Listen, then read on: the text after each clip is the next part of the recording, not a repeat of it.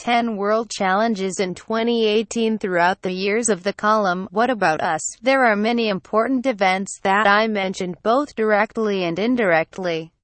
In the first edition of this year, I would like to take a look at the global trends, which are likely to influence the economy, society and investment by the end of 2018. 1. Transnational terrorism. The terrorist attacks of 4 major Islamic State organizations, al-Qaeda, Boko Haram, and the Taliban, despite their tightening of operational space. But terrorism seems to have mutated, expanding beyond self, and it causes lone wolf imitations or solo screenings in the US, Germany, Belgium, Turkey, England and most recently Spain and Finland. 2.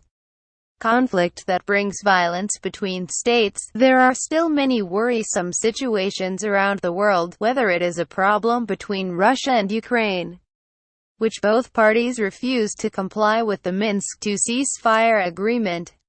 China continues to build its naval base amidst international objections, and the conflict between India and Pakistan is still not seen. 3.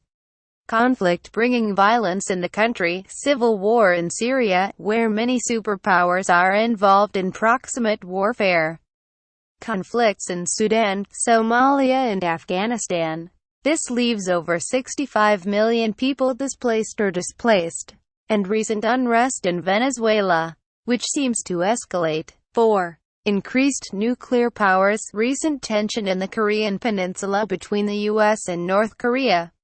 Iran's lack of continuity in nuclear management and Russia's transition to the United States, which was seen as a result of not attending the recent Russian Nuclear Security Summit, and the suspension of the pledge agreement to destroy weapons producing plutonium.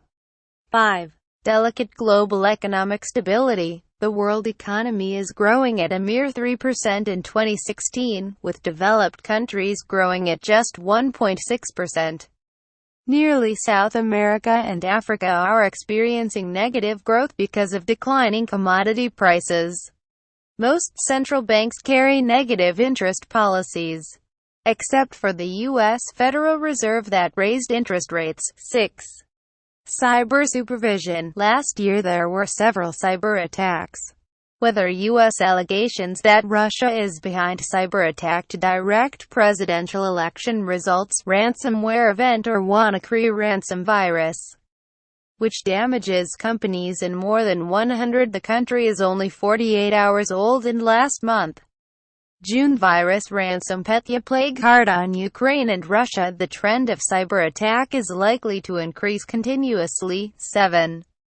Tackling global warming. Although the Paris Agreement was quickly accepted by the participating countries, which may be seen a historic turning point in efforts to reduce global warming, but because each country has its own set of goals, even though the member states can achieve all their goals, it is still far behind the main goal of controlling global temperature not to exceed 2 degrees.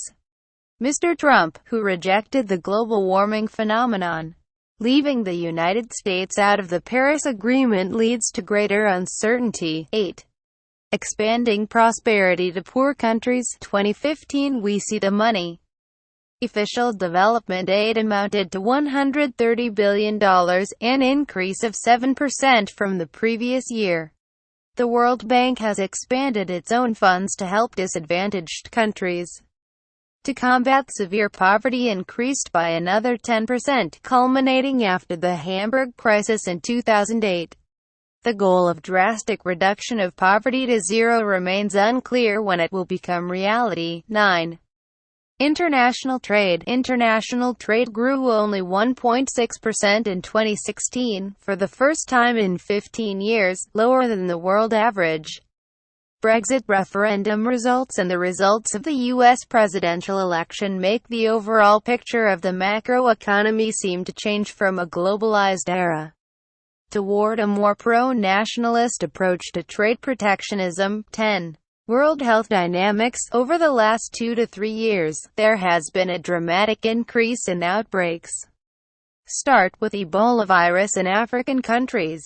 It is followed by more than 29 outbreaks of dengue fever, including cholera in Haiti, Yemen and polio in Afghanistan, Pakistan. In many cases, the World Health Organization's late response has made epidemic disease a local disease, endemic. This does not include the problem of antimicrobial resistance. Some serious diseases cannot be treated with conventional antibiotics. From the above observations we'll find that the world has many challenges that we still need to keep track of.